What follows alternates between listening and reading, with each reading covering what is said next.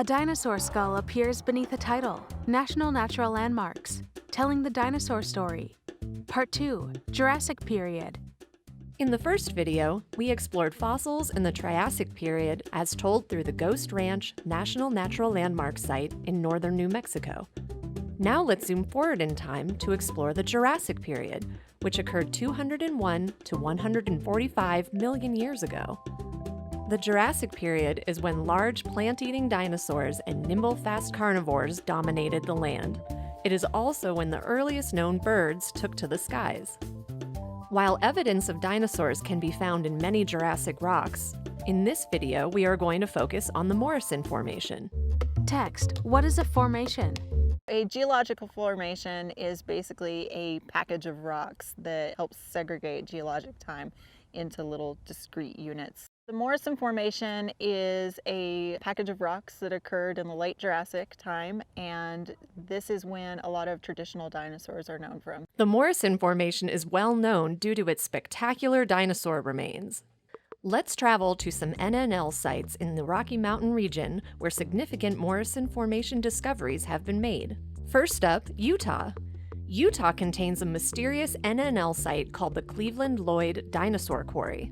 We will let paleontologist Mike Lashin explain what makes this site so unusual. We have the densest concentration of Jurassic dinosaur bone ever found.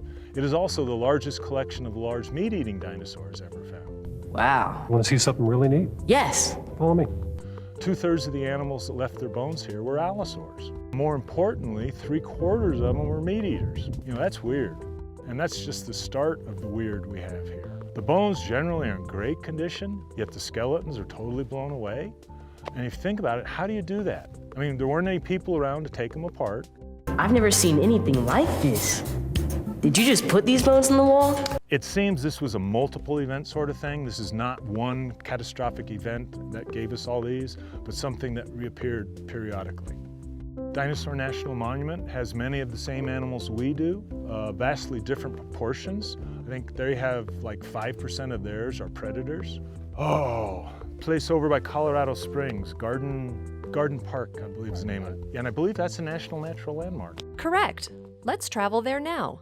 Garden Park Fossil Area is located just outside Canyon City, Colorado, and generated worldwide interest in dinosaurs during the late 1800s.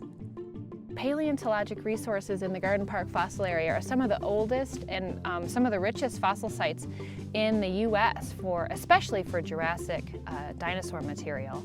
And what's really special about this place is we're part of the story of the pioneers of the science of paleontology. Dinosaur discoveries that were found here were giving a visual to the rest of the United States about what a dinosaur was. These dinosaurs were discovered at a time when people were trying to figure out what is a dinosaur, what does it look like?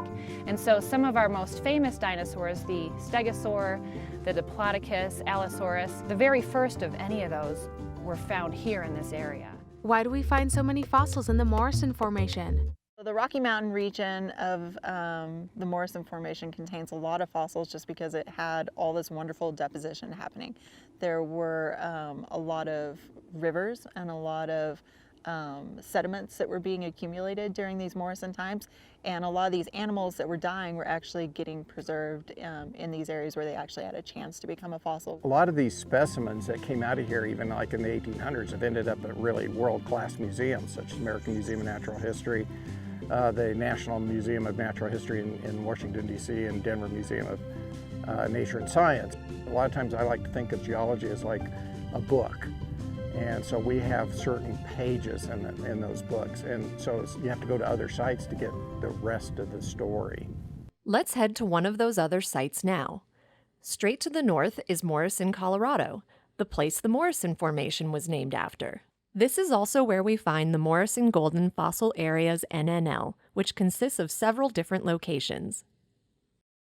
One of the locations within this NNL is known as Dinosaur Ridge. Here, we find large Jurassic dinosaur bones exposed in plain sight. The rocks that contain these bones can teach us a lot about the environment in which these dinosaurs lived. This was one of the very first places that the Morrison Formation was described because of the little town of Morrison adjacent to it. And so this is what we would consider basically the mother lode for the Morrison. This is more of a continental setting. It's sort of like the African Serengeti or something like that. There wasn't really an ocean right here. It was hot year-round, and the reason for that was that this area was a lot closer to the equator. When the dinosaurs died, their flesh decays, their bones all get picked up by the streams, and then they get dumped in various places.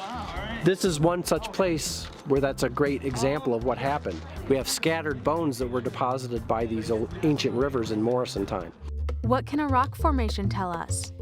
A rock formation can tell us a lot about a past ecosystem. You can look at a sandstone and you can tell by the grain size of that sand how fast the stream would have been moving, sometimes what direction the stream was moving, different events that would have been happening, like a flood that may have come through. Most of the rock is sandstone, and you can feel it.